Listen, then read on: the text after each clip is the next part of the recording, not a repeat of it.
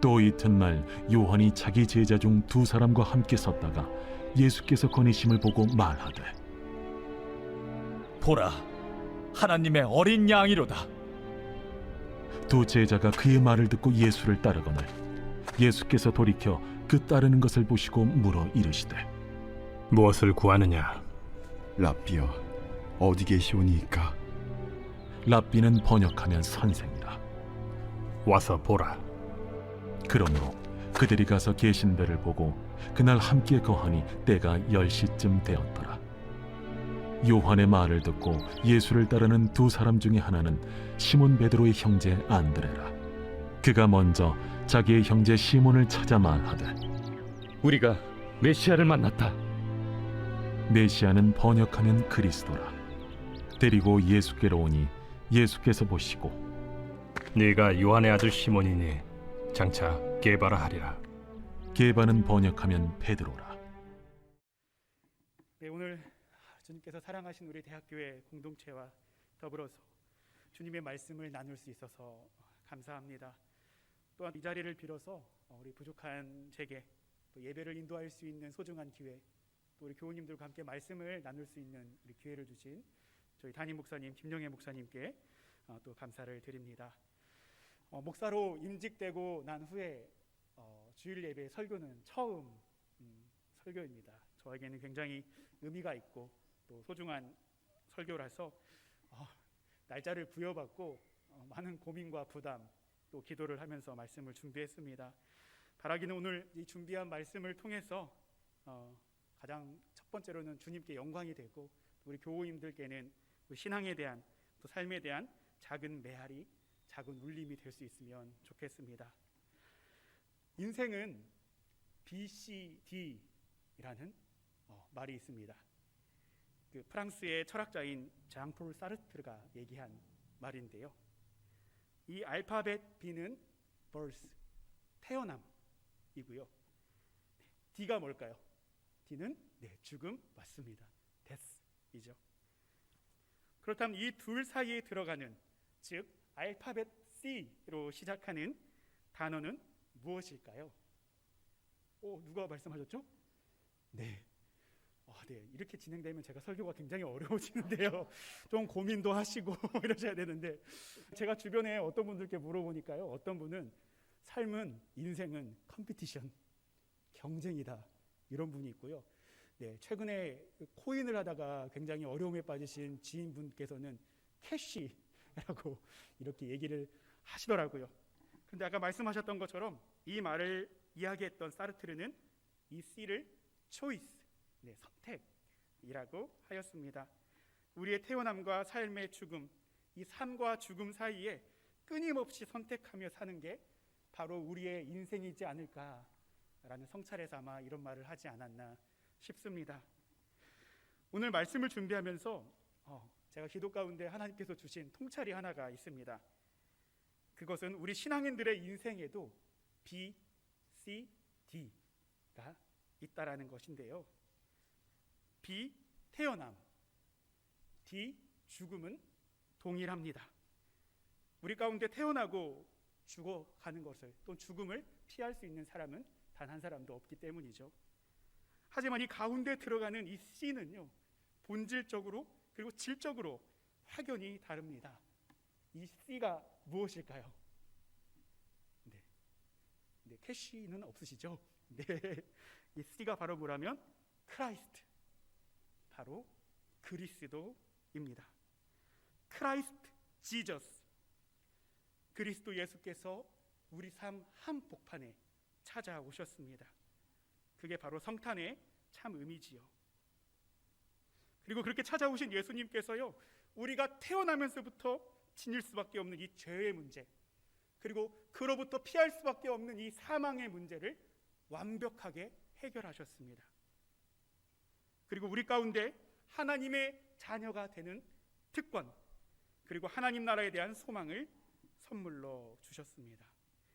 소망하기는 이 예배에 참여하시는, 그리고 온라인 예배에 참여하시는 우리 대학교의 모든 분들이 이 알파벳 B와 D, 삶과 죽음을 가로지른 인생의 모든 순간에서 그리스도 예수를 중심에 모시고 든든하게 걸어갈 수 있기를 소망합니다. 한편 이렇게 이 신앙인들의 인생에 B, C, D가 있다면 교회력, 흔히들 얘기하는 교회 절기에도 B와 C, D가 있습니다. 바로 오늘 우리가 함께 보내고 있는 주현절인데요.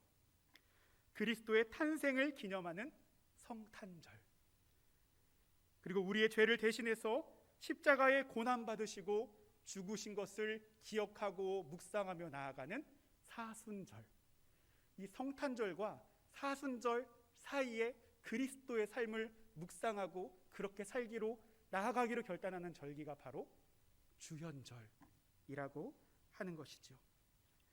그래서 이 성탄절과 사순절 사이의 주현절은요, 세상에 오셔서 우리와 함께 계시며 하늘 아버지의 뜻을 이 땅에 이루신 그리스도의 사역을 기억하며 따르는 절기입니다.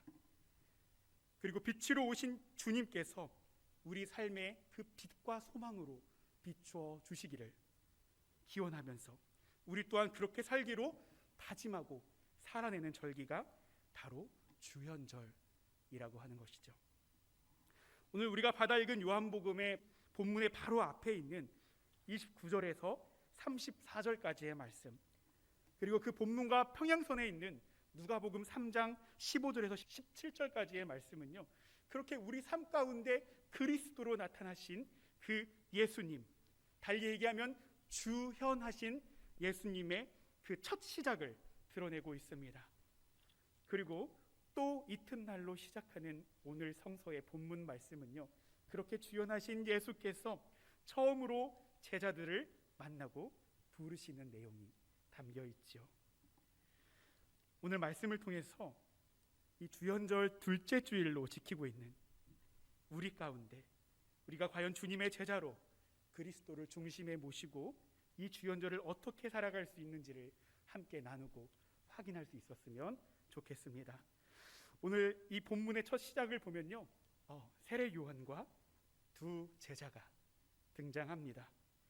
세례 요한이 예수께서 거니시는 것을 보고 이렇게 말하지요. 보라, 하나님의 어린 양이로다. 자칫 제가 좀 밋밋하게 읽어드렸을지는 몰라도 이 세례 요한의 이 짧은 말 속에는요, 그 말로 형언할 수 없는 그 기쁨과 감동, 그 환희와 어떤 그 언어로 표현할 수 없는 그런 감사가 짙게 담겨 있습니다. 그토록 고대하고 열망하던 그 메시아, 하나님 아들 아니겠습니까? 이미 전날, 아니 훨씬 오래전부터 소망으로 품어낸 이 세례 요한의 진한 감동과 메시지는 이 두 제자에게 고스란히 전해집니다. 그리고 그렇게 스승인 세례 요한의 말을 듣고 이제 제자들은 예수를 따르기 시작합니다. 바로 이 대목에서 성서가 우리 가운데 전하는 첫 번째 빛을 보게 되는데요, 우리가 잘 알다시피 세례 요한은 당시의 장안의 화제였습니다. 저도 화제지만 세례 요한도 장안의 화제였습니다. 세례 요한을 따르던 수많은 사람들, 이미 전날부터 세례 요한의 입을 통해서 저분이 하나님의 아들 예수다, 그리스도다, 어린 양이다 라는 이야기들을 들었죠. 그리고 그 이튿날 오늘 본문에 등장하는 두 제자도 동일한 메시지를 들었습니다. 누군가는 듣기만 하는데 누군가는 듣고 따릅니다. 듣는다는 것, 이것은 좀 수동적이죠. 그리고 비교적 편합니다. 그러나 따른다는 것, 이것은 능동적입니다. 많은 저항과 내적 갈등, 의구심이 따르기 마련입니다. 추측하건대 오늘 두 제자도 그러했을 것입니다. 아직 제대로 검증이 되지 않은 저분이 정말 하나님의 아들이 맞긴 한 걸까? 자칫 이렇게 예수를 따르는 행위가 그간 자기를 지도해주고 자기를 가르쳤던 세례 요한에 대한 배신 행위는 아닐까? 이런 많은 생각과 불안이 스쳐갔을 것입니다. 그러나 오늘 본문에서 이들은 세례 요한의 말을 듣고요, 예수를 따릅니다. 듣는데 머무는 신앙을 넘어서서 예수를 따르는 신앙으로 넘어간 것입니다. 제가 신학교 시절에 여러 가지 기도하고 하나님을 부여잡고 씨름하는 가운데 특별히 새벽에 울부짖으면서 하나님께서 보여주신 그 환상이 하나 있습니다. 환상 가운데 기도하는데 한 아기가 눈에 보였습니다. 이제 막 걸음마를 시작하려는 아기였죠. 바닥을 기어만 다니다가 이제 걸음마를 떼려고 하니 어떻습니까? 넘어지고 부딪히고 울고 불고를 반복합니다. 그런데 하나님께서 제 시선을 그 뒤편에 가만히 숨죽여 흐느껴 우는 소리로 제 귀와 눈을 옮겨주시더라고요. 그리고 그 뒤에 누가 있었을까요? 누가 있었을까요? 네, 바로 아기의 엄마가 거기에 있었습니다. 제가 하나님께 물어봤습니다. 하나님, 도대체 무엇을 말씀하시려고 하십니까? 하나님께서 말씀하십니다. 너를 두 발로 걷게 하기 위해서 너의 뒤에서 울고 있는 저 어미가 바로 나다. 할렐루야. 기어 다닐 때가 있고 두 발로 걸어 다닐 때가 있습니다. 일평생을 기어 다닐 수는 없습니다. 두 발로 걸어가기 위해서는 고통과 저항이 따릅니다. 엄마가 나서서 대신 걸어줄 수 없죠. 걸음마 연습이 고통스러우니까 너 평생 기어다녀 라고 하는 엄마가 세상에 어디에 있겠습니까? 아기가 성장해서 자신의 두 발로 걷게 하기 위해서 이렇게 수많은 시행착오와 고통이 수반됩니다. 동시에 이 아기의 엄마 역시 아기의 성장을 위해서 한 발짝 떨어져 함께 아픔을 견뎌냅니다. 그 참아냄을 통해 비로소 아기는 두 발로 뚜벅뚜벅 걷게 되는 것이죠. 우리의 신앙도 동일합니다. 기어다닐 때의 신앙, 수동적 신앙의 때가 있습니다. 수동적 신앙은요, 듣고 기다리는 신앙입니다. 누가 와서 끌어주기를 바라는, 그래서 끌려가는 신앙입니다. 기도를 하기보다 기도 받기가 편한 신앙, 아직은 사랑하기보다는 사랑을 받는 게 편한 신앙, 바로 수동적 신앙입니다. 한편요, 두 발로 걷는 신앙, 아니 두 발로 걸어내야만 하는 신앙이 있습니다. 바로 능동적 신앙입니다. 능동적 신앙은요, 말씀을 듣고 기다리는데 머물지 않습니다. 내 두 손으로 말씀을 읽고 두 발로 말씀을 실천합니다. 나를 끌어주시는 하나님과 더불어서 다른 이들의 신앙을 끌어주고 권면합니다. 기도를 받는 데만 머물지 않고 기도의 주체가 되어서 다른 이들을 위해서 중보합니다. 그리고 그렇게 주님께 받은 은혜와 사랑을 이제는 받기만 했다면 이제는 가족과 이웃과 함께하는 이들에게 나누어 줍니다. 소망하기는 2023년 주연절 둘째 주일을 보내고 있는 우리 모두가 우리 가운데 찾아오신 주님과 더불어서 이 능동적 신앙으로 성장할 수 있기를 주님의 이름으로 축원합니다. 듣고 기다리는 대림, 성탄의 때를 뛰어넘어서 이미 우리 삶 가운데 찾아오신, 이 삶 가운데 그리스도로 나타나신 그 주님을 따를 수 있기를 바랍니다. 그럴 때 오늘 본문의 38절 전반부와 같이요, 우리를 향하여 돌이켜보시는 주현, 주님의 나타나심을 보게 될 줄 믿습니다. 다시 말씀으로 돌아갑니다.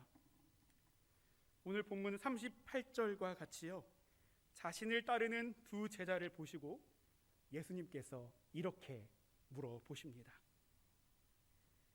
무엇을 구하느냐? 요한복음에 등장하는 예수님의 첫 번째 물음입니다. 제자들이 이렇게 대답하죠. 라삐여 어디 계시오니까. 오늘 우리는 이 제자들의 대답에서 다시금 성서가 전하는 두 번째 빛을 발견하게 됩니다. 라삐여 어디 계시오니까. 새 한글 성경을 보면요, 이 내용이 이렇게 번역되어 있더라고요. 선생님, 어디에 머물고 계십니까? 이게 무슨 말일까요? 바로 예수께 가르침을 받겠다라고 하는 것이죠. 그것도 잠깐 스쳐 지나가듯 받는 일시적인 가르침이 아니라 내 온 삶을 던져서 예수가 계신 곳에 함께 머물고 따르면서 예수의 길을 걷는 제자가 되겠다는 굳센 의지와 결단의 표현인 것입니다. 이 제자들의 고백을 보면서요, 저는 시편 27편의 다윗의 고백이 떠올랐습니다. 다윗이 이런 고백을 하죠. 내가 여호와께 바라는 한 가지 일, 그것을 구하리니 내가 내 평생에 여호와의 집에 살면서 여호와의 아름다움을 바라보며 그의 성전에서 사모하는 그것이라. 사울에게 쫓기는 그 지명 수배자가 되어서 들의 바위 틈이나 굴 속에서 목숨을 간신히 부지하며 드렸던 이 다윗의 놀라운 고백을 오늘 제자들이 예수님께 드리고 있다라고 하는 것입니다. 그리스도로 나타나신 그 주님께서 오늘 이 가운데 여러분들 각 사람 한 분 한 분에게 또 우리 대학교의 공동체에 동일하게 묻고 계십니다. 무엇을 구하느냐? 우리는 어떤 답변을 드려야 할까요? 소망하기는 우리 사랑하는 대학 공동체가 이 주연절을 보내면서 주님께 이런 고백을 드릴 수 있었으면 좋겠습니다. 우리 함께 따라해 보실까요? 주님의 마음이 머무는 곳에 나의 마음이 머물기 원합니다. 할렐루야. 주연절 이 간절한 소망을 담아 드리는 이 고백이 우리의 신앙, 우리 삶의 고백, 우리의 손과 발의 섬김이 될 때 우리 가운데 와서 보라, Come and see 라고 초대하시는 주님의 세밀한 음성을 듣게 될 줄 믿습니다. 나아가 이 고백으로부터 우리들의 교회와 가정이, 학교와 직장이, 우리 교인들의 삶의 모든 곳곳이 주님과 더불어 그날 함께 거하는 주연의 집, 주연의 지성소가 될 줄 믿습니다. 말씀을 맺고자 합니다. 오늘 우리는 성서의 증언을 통하여 주연절 둘째 주일에 주시는 두 가지 빛 함께 확인하였습니다. 첫 번째 빛은 무엇입니까? 바로 듣는 데 안주하지 않고 예수를 따르는 능동적 신앙으로의 성장입니다. 그곳에 우리를 향하여 돌이켜 말씀하시는 주님이 계십니다. 두 번째 빛은 무엇입니까? 바로 이 두 제자들이 그러했던 것처럼 무엇을 구하느냐라고 그 물으시는 주님 앞에 주님의 마음이 머무는 곳에 나의 마음이 머물길 원합니다 라는 이 고백을 회복하는 것입니다. 그곳에서 우리를 초대하시며 그날 함께 거하는 그 주님을 만나는 것입니다.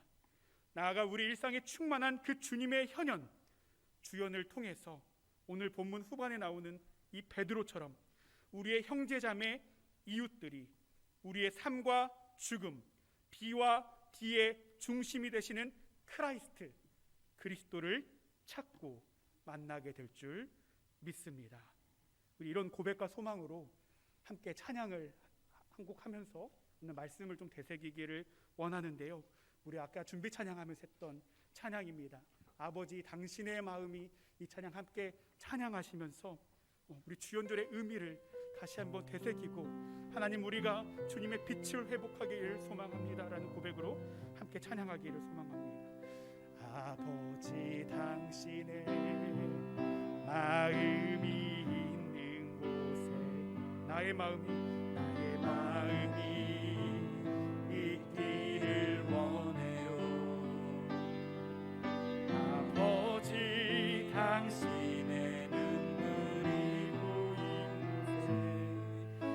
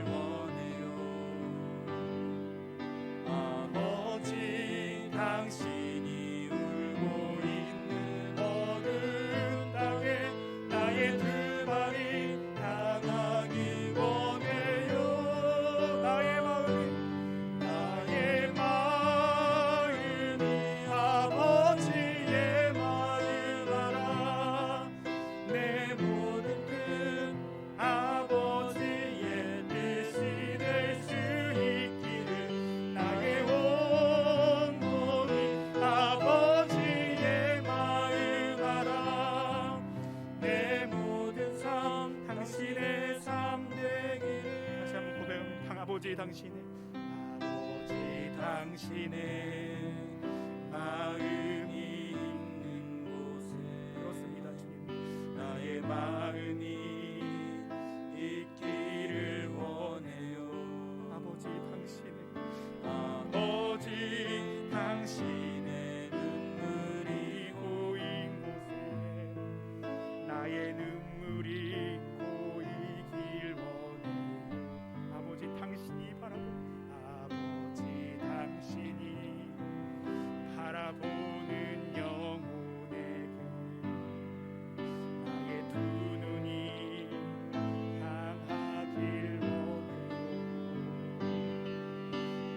아버지 당신이 울고 있는 어두운 땅에 나의 두 발이 향하길 원해요. 우리 전심으로 고백합니다. 나의 마음이 아버지의 마음 알아.